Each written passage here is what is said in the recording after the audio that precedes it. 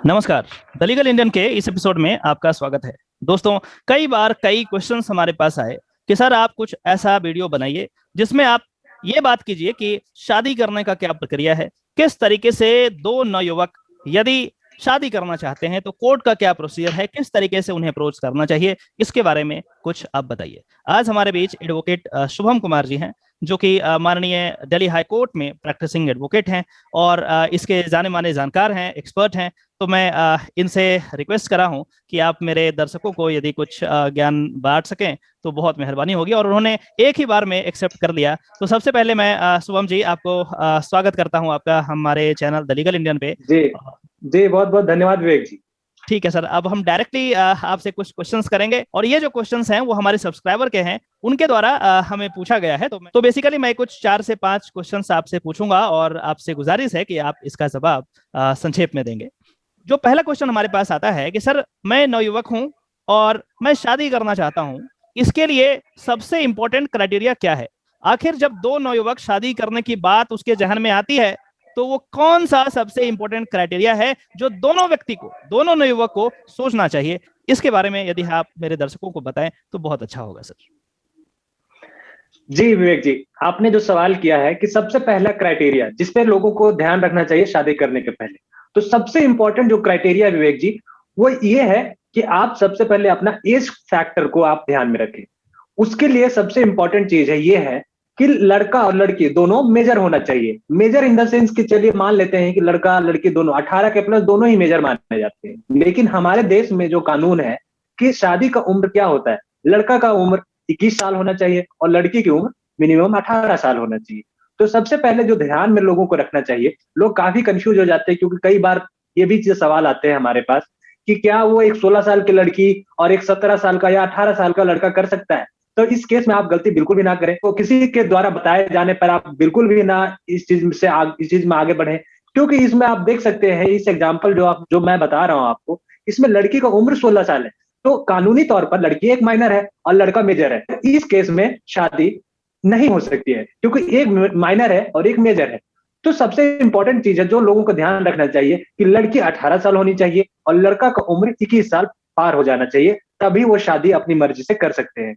अगर वो इस उम्र के नीचे करते हैं, काफी सारे लीगल इंपेडिमेंट्स आ जाते हैं उनके शादी के बीच में, जो बाद में उनको और भी दिक्कत में डाल सकता है। बिल्कुल सही कहा सर आपने कि एज का क्राइटेरिया सबसे इंपॉर्टेंट क्राइटेरिया है, और जब भी नवयुवक शादी करने की कोशिश करें तो सबसे पहले ये सुनिश्चित कर लें कि क्या वो अपने उस उम्र के पड़ाव को पार कर लिया है या नहीं कर लिया है। यदि आप कर दिए हैं तभी आप आगे बढ़ें, नहीं तो कुछ दिन तक इंतजार कर लें, थोड़ी दिन के बाद आप शादी कर सकते हैं। दूसरा जो क्वेश्चन हमसे पूछा जाता है कि चलो ठीक है सर, मैंने शादी का जो उम्र था, लीगल उम्र था, एज था, उसको मैंने उसको क्वालिफाई कर दिया है, तो अब कहाँ जाएं, किस तरीके से हम अप्रोच करें, कहाँ पे हमें अप्रोच करना पड़ेगा? क्या किसी के पास जाकर के सहायता लेनी पड़ेगी, लीगल एडवाइस लेना पड़ेगा? इसके लिए क्या किस तरीके से वो अप्रोच करें शादी करने के लिए? आप इसके बारे में हमारे दर्शकों को बताएं सर। जी विवेक जी, बिल्कुल। देखिए, अगर आप शादी करना चाहते हैं, आपने अगर पहला क्राइटेरिया उम्र वाली क्राइटेरिया जो मैंने बताया वो अगर आपने पार कर लिया है, तो आप बिल्कुल घबराए नहीं, आप सेफ जोन में हैं। आप दूसरा काम यह है कि आप अपने अधिवक्ता से, आपका जो अधिवक्ता है उनसे आप एक बार डायरेक्टली जाके कंसल्ट करें, उनसे बात करें, उनको बताएं अपने सिचुएशन के बारे में कि ऐसे ऐसे बात है, हमने हमारी उम्र ये हो रही है और हम अपनी मर्जी से शादी करना चाहते हैं। आपको शायद इस मामले में आपके जो अधिवक्ता है वो अच्छी तरह से गाइड कर पाएंगे, आपको बता पाएंगे कि इसमें आगे कोई शायद लीगल इंपेडिमेंट आएंगे या नहीं आएंगे। तो इससे आप काफी सेफ जोन में जा सकते हैं, आगे कोई प्रॉब्लम नहीं होगी आपको, और फिर आप आराम से इस शादी को आगे कंटिन्यू कर सकते हैं। आप अपने अधिवक्ता के बताए हुए राय पर आप जाके आप शादी कर सकते हैं, इससे कोई प्रॉब्लम नहीं होती। लेकिन सबसे पहला काम यह है कि उम्र वाली पड़ाव को पार करने के बाद आप अपने अधिवक्ता से जरूर कंसल्ट करें, क्योंकि वो इस मामले में आपको अच्छी तरह से गाइड कर पाएंगे। वकील साहब, अगला जो प्रश्न हमसे पूछा जाता है कि चलो शादी की तैयारियां हो गई और उसके बाद हमने ये भी देख लिया कि कहाँ पे जाना है, किस तरीके से अप्रोच करना है, मैंने वकील साहब से जाकर के सहायता भी ले ली, लीगल एडवाइस भी ले लिया, अब बस शादी करना है। तो आप ये बताइए कि कौन सा डॉक्यूमेंट, ऐसे कौन से कागजात, ऐसे कौन से दस्तावेज जरूरी है शादी के समय दोनों कपल को दिखाना होगा, जरूरत पड़ेगा उसका? तो आप उस डॉक्यूमेंट के बारे में जरा हमारे दर्शकों को बताएं। जी विवेक जी, शादी के लिए जब आप जाते हैं तो सबसे पहला और सबसे इंपॉर्टेंट जो डॉक्यूमेंट जो जरूरी है शादी करने के लिए, वो आपका मैट्रिकुलेशन का सर्टिफिकेट यानी क्लास 10th के सर्टिफिकेट की जरूरत होती है, क्योंकि क्लास 10th की सर्टिफिकेट एक ऐसी है आपके डेट ऑफ बर्थ के वैलिडिटी को वो जेन्युइन मानती है। इसीलिए आप सबसे पहला सबसे इंपॉर्टेंट, बाकी कुछ आप ले जाना अगर भूल भी गए तो वो वहां पे अरेंज भी हो सकता है, लेकिन अगर क्लास 10th का आप सर्टिफिकेट नहीं ले जाते हैं तो शायद आपकी शादी नहीं हो पाएगी, क्योंकि क्लास 10th के सर्टिफिकेट में ही आपका ये प्रूफ हो जाएगा कि क्या आप शादी की उम्र के पड़ाव पार कर चुके हैं या नहीं पार किए हैं। इसीलिए आप अपना क्लास 10th का सर्टिफिकेट को ले जाना ना भूलें, क्योंकि ये इंपॉर्टेंट, इससे ज्यादा इंपॉर्टेंट कोई भी डॉक्यूमेंट नहीं है। दूसरा डॉक्यूमेंट जो इसमें इंपॉर्टेंट है वो है आपका आधार कार्ड।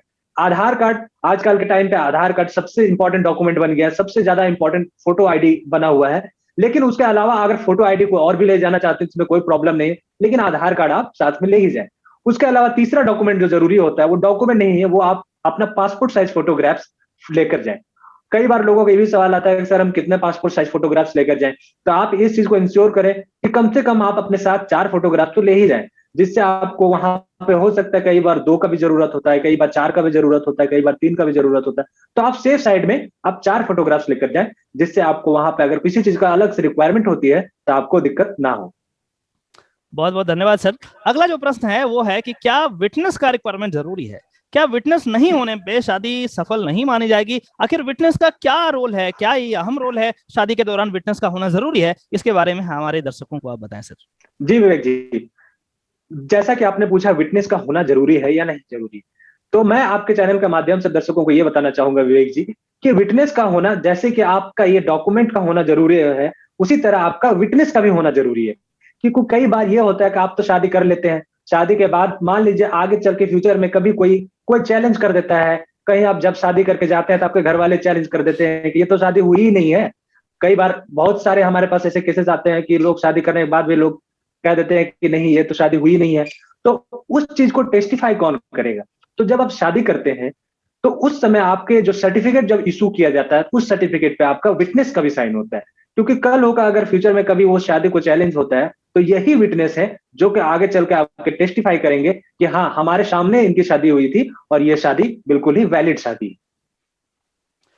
वकील साहब, कई बार क्वेश्चन जुरिस्डिक्शन को लेकर के पूछा जाता है कि क्या सर, यदि हम बिहार में हैं, सपोज कीजिए कि कोई कपल बिहार से हैं और वो चाहते हैं कि वो बिहार में शादी नहीं करें, किसी दूसरे स्टेट में जाकर करें, सपोज वो दिल्ली आकर के शादी करें। यदि कोई बिहार से दिल्ली आकर के शादी करता है तो क्या ऐसी शादी का मान्यता होगा या नहीं होगा? जुरिस्डिक्शन के बारे में आप थोड़ा हमारे दर्शकों को बताएं कि आखिर ये किस तरीके से काम करता है। जी विवेक जी, देखिए जहां तक ज्यूरिसडिक्शन का सवाल है, वो ज्यूरिसडिक्शन का इस शादी में कोई इशू सच होता नहीं है। ज्यूरिसडिक्शन का कोई भी इशू नहीं आता है इस शादी में। तो आप चाहे क्यों ना आप केरल से आके आप दिल्ली में शादी करिए, या बिहार से आके आप दिल्ली में शादी कीजिए, या बिहार से जाके आप पश्चिम बंगाल में शादी कीजिए, तो आप कहीं भी जाकर शादी कर सकते हैं। लेकिन जो लीगल लीगल वैलिडिटी है शादी के, वो जो जैसा कि मैंने पहले भी बताया, अभी इस वीडियो के माध्यम में जो मैं बता रहा हूं कि उम्र का होना और डॉक्यूमेंट के आधार पर आप 18-21 से पार होना, ये सारा चीज जरूरी है। और जुरिस्डिक्शन का इसमें कोई भी इशू नहीं आता। अगर ये सब उम्र का पड़ाव अगर आप पार कर चुके हैं, आप मेजर हैं, दोनों लड़का लड़की दोनों मेजर है, तो जुरिस्डिक्शन को कोई इशू नहीं है। आप जाकर आसाम में भी शादी कर सकते हैं, नागालैंड में भी शादी कर सकते हैं, इससे कोई प्रॉब्लम नहीं है। ठीक है सर। एक और क्वेश्चन पूछा जाता है कि चलो अब तो शादी भी हो गई और शादी के बाद सिक्योरिटी का प्रॉब्लम है, क्योंकि दोनों पक्ष के जो घर वाले हैं वो मान नहीं रहे हैं। तो इस सिचुएशन में कई बार थ्रेट कॉल्स आते हैं, थ्रेट दिया जाता है, लड़के वाले को मिल सकता है या लड़की वाले को मिल सकता है, दोनों में से किसी को भी मिल सकता है। तो क्या सिक्योरिटी पर्पज से कुछ ऐसा लॉ है, कुछ ऐसा कानून है जिसे कोर्ट के थ्रू हम सिक्योरिटी को गेन कर सकते हैं, वहां के पुलिस स्टेशन को इतला कर सकते हैं? कुछ इस तरीके का यदि कानूनी जानकारी यदि आप दे सकते हैं तो प्लीज हमारे दर्शकों को जरूर दीजिए। जी विवेक जी, जैसा कि आप जानते हैं कि इसमें अगर आपने सारा रिक्वायरमेंट मीट आउट कर लिया, आप शादी आपने शादी कर ली, उसके बाद भी अगर आपके परिवार वाले या कोई भी अन्य आदमी आपको अगर थ्रेट पहुंचा रहा है, आप दोनों कपल को तो अगर थ्रेट पहुंचाया जा रहा है, तो आप बिल्कुल आप अपने नजदीकी पुलिस स्टेशन में जहां आप रह रहे हैं वहां से आप नजदीकी पुलिस स्टेशन को आप सूचित करें, उनसे आप प्रोटेक्शन मांगे। तो वो भी पुलिस स्टेशन जो होती है, वहां के पुलिस स्टेशन जो होती है, वो आपको हर तरह के सिक्योरिटी प्रोवाइड करवाने के लिए बाध्य होते हैं। किसी तरह का आपको कोई लीगल प्रॉब्लम नहीं होगी, आप शांति से आप पीसफुली रह सकते हैं। कई बार ये सवाल मन में लोगों का आता है कि हमारे ऊपर हमारे परिवार वाले थ्रेट कर रहे हैं, हमें जान से मारने की भी धमकी देते हैं। तो इस केस में कई बार लड़का लड़की अपने मन से, दोनों जो कपल्स होते हैं, जो मैरिड कपल हो गए, आप ये लोग अपने नजदीकी या फिर जहां रह रहे हैं वहां के हाईकोर्ट में आप जा सकते हैं और वहां पे उस हाईकोर्ट माननीय हाईकोर्ट में जा सकते हैं और माननीय हाईकोर्ट के दिशा निर्देश पर उनके नजदीकी पुलिस स्टेशन जो है, उनके नजदीकी थाने हैं, वो उनको सिक्योरिटी प्रोवाइड कराएंगे ताकि उनके रहने में कोई भी तरह का कोई दिक्कत नहीं आए। ऐसा इसीलिए किया जाता है कि जब लड़का लड़की दोनों अगर मेजर हैं और उन्होंने अपनी मर्जी से शादी की है, तो शायद इसमें किसी तरह का कोई रेस्ट्रिक्शंस नहीं होने चाहिए, किसी तरह का कोई प्रॉब्लम नहीं होना चाहिए, किसी तरह का कोई इनके ऊपर दबाव नहीं होना चाहिए, क्योंकि जब ये मेजर हो गए, 18 और 21 की उम्र पार कर चुके हैं, तो ये अपने लाइफ का डिसीजन लेने के लिए इंडिपेंडेंट है। इसीलिए आप बिल्कुल ही आप इस चीज के लिए आश्वस्त रहिए कि आपको किसी तरह का सिक्योरिटी थ्रेट है। अगर आपको सिक्योरिटी थ्रेट दिया जाता है तो आप बिल्कुल आश्वस्त होकर अपने पुलिस स्टेशन में जाइए, वहां पे रिटन कंप्लेंट दीजिए और वो पुलिस स्टेशन आपको जरूर सिक्योरिटी प्रोवाइड करवाएंगे। सर, कई बार क्वेश्चन पूछा जाता है प्रोसीजर को लेकर के कि क्या रजिस्ट्रेशन ऑफ मैरिज कराना जरूरी है या नहीं है, इसके बारे में थोड़ा हमारे दर्शकों को आप बताएं। जी विवेक जी, ये भी बहुत इंपॉर्टेंट सवाल है, क्योंकि कई बार लोग शादी तो कर लेते हैं अपनी मर्जी से, मंदिर में जाके शादी कर लिए, और कई बार जाके मंदिर में मर्जी से शादी कर लेते हैं। उस शादी के बाद क्या वो शादी वैलिड है या नहीं, तो इमीडिएटली जब आप मंदिर में शादी करते हैं, वो मंदिर आपको एक सर्टिफिकेट इशू करती है। जैसे कि दिल्ली में प्रोसीजर के बारे में मैं बात कर रहा हूँ, तो दिल्ली में ये होता है, मान लीजिए आप आर्य समाज मंदिर में गए, शादी कर लिया, आर्य समाज मंदिर आपको एक सर्टिफिकेट इशू करती है। उस सर्टिफिकेट के बेसिस पर, on the basis of that certificate, आप अपने नजदीकी सब रजिस्ट्रार के ऑफिस जाइए, वहां पे आप अपॉइंटमेंट लीजिए रजिस्ट्रार से, एंड यू हैव टू पे सम रिक्विजिट अमाउंट, जो कि एक अमाउंट फिक्स होता है, कुछ पैसे फिक्स होते हैं, उनका फीस होता है।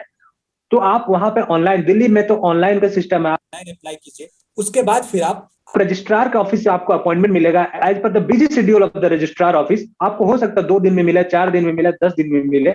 उसके बाद आप दोनों कपल रजिस्ट्रार ऑफिस में जाइए, एंड बहुत ही इंपॉर्टेंट प्रोसीजर ये है कि आप अपनी शादी को रजिस्टर जरूर करवाएं। जब तक आप अपनी शादी को रजिस्टर नहीं करवाएंगे, तब तक आपकी शादी को वैलिडिटी नहीं मिल पाएगा। इसीलिए आप अपनी शादी को रजिस्ट्रार ऑफिस में, कहीं भी जहां भी आप शादी करते हैं, हर जगह, हर एक राज्य में रजिस्ट्रार ऑफिस होते हैं, आप रजिस्ट्रार ऑफिस में जाइए, अपनी शादी को रजिस्टर करवाइए, तभी आपकी शादी को पूरी तरह से वैलिडिटी मिल पाएगी। सर, कई बार ऐसा भी देखा गया है, कई ऐसे मामला देखे गए हैं जहां पे शादी करने के लिए मान के चलिए लड़का लड़की कहीं कर दिए, उसके बाद लड़की पक्ष वाले ने लड़के पे किडनैपिंग का चार्ज लगा दिया और तमाम तरीके के चार्जेस जो लगा देते हैं, चाहे इंडियन पीनल कोड से हो या किसी और दूसरे एक्ट से हो, इस तरीके का चार्ज लगा देते हैं। तो आखिर इससे बचने के लिए किस तरीके से कपल को तैयार रहना चाहिए, कैसे इसको करना चाहिए, क्या लीगल सहायता में थोड़ी सी भी चूक इनको प्रॉब्लम में डाल सकती है, इसके बारे में थोड़ा बहुत आप हमारे दर्शकों को बताएं। जी विवेक जी, बिल्कुल बिल्कुल डाल सकता है। ये चीज आपको जरूर प्रॉब्लम में, और ज्यादातर केसेस में ये चीज आपको प्रॉब्लम में डाल देता है। इसीलिए जैसा कि मैंने इस वीडियो के माध्यम से मैंने शुरुआत में ही बताया है कि आप अपने अधिवक्ता से जरूर कंसल्ट कीजिए, क्योंकि आपके जो अधिवक्ता है वही आपको अच्छी तरह से गाइड कर पाएंगे कि क्या इसके लीगल इम्पेडिमेंट, अगर आप शादी करने के लिए तैयार है, राजी है, लड़की भी राजी है, लड़का भी राजी है, दोनों तरफ से कोई प्रॉब्लम नहीं है, तो क्या इस शादी में क्या क्या आगे प्रॉब्लम आ सकती है, क्या लीगल इम्पेडिमेंट आ सकती है, और उस लीगल इम्पेडिमेंट को मीट करने के लिए क्या ऐसा प्रॉब्लम हो सकता है। इसके लिए आप जरूर, ये मैं बार बार एम्फेसाइज कर रहा हूं इस पॉइंट पर, इस मुद्दे पर, इस बात पर, कि आप अपने अधिवक्ता से जरूर कंसल्ट करें, क्योंकि वही आपको कुछ अगर आगे चल के कुछ इम्पेडिमेंट अगर आते हैं, तो वही आपको अच्छी तरह से गाइड कर पाएंगे। अगर आप शादी करना चाहते हैं तो अपने आप अधिवक्ता से जरूर कंसल्ट करें, क्योंकि बिना अधिवक्ता से कंसल्ट किए बिना अगर आप शादी करते हैं तो आपको काफी प्रॉब्लम हो सकती है। इसीलिए आप अपने अधिवक्ता को कंसल्ट कीजिए, आपको सही रास्ता वही दिखा सकते हैं, और आके हर एक प्रोसीजर पर वो आपको गाइड करेंगे। दोस्तों, ये थे एडवोकेट शुभम जी, और इन्होंने हमें ये मार्गदर्शन दिया, हमारे दर्शकों के लिए समय निकाला, और इन्होंने बताया कि यदि शादी करना चाहते हैं कोई भी कपल तो कहीं भी जाकर के कर सकते हैं, क्या क्राइटेरिया होना चाहिए, कौन कौन से डॉक्यूमेंट का रिक्वायरमेंट है, विटनेस का होना जरूरी है या नहीं है, क्या प्रोसीजर है, सिक्योरिटी को लेकर के क्या प्रोसीजर है, ये हमारे लिए समय निकाले हैं। इसके लिए मैं फिर से शुभम जी को बहुत बहुत धन्यवाद करना चाहता हूं, और इसके साथ साथ एक और बात करना चाहता हूं कि यदि इसके अलावा भी आपके पास कोई प्रश्न है, आपके मन में कोई प्रश्न है, आप इसी वीडियो के कमेंट में जाकर के आप उसको वहां वहां पे छोड़ दें और हमारी टीम कोशिश करेगी कि उस कमेंट के जरिए आपको आंसर दे दिया जाए। फिर भी यदि कोई अर्जेंसी की बात आ जाती है तो हमारा नीचे व्हाट्सएप नंबर भी है, आप वहां भी जाकर के आप हमें व्हाट्सएप कर सकते हैं ताकि आपको जो ऑथेंटिक इंफॉर्मेशन है आपके डोर स्टेप तक पहुंच जाए और इससे जो भी प्रॉब्लम्स आने की आशंका है वो प्रॉब्लम खत्म हो जाए और फिर एक आप सही तरीके से निर्णय करके फिर आप शादी के लिए जाएं। एक बार फिर से मैं एडवोकेट शुभम जी को बहुत बहुत धन्यवाद करता हूं। सर, आपने हमारे लिए इतना समय निकाला, हमारे दर्शकों के लिए इतना समय निकाला, इसके लिए बहुत बहुत धन्यवाद। बहुत बहुत धन्यवाद सर। जी धन्यवाद विवेक जी।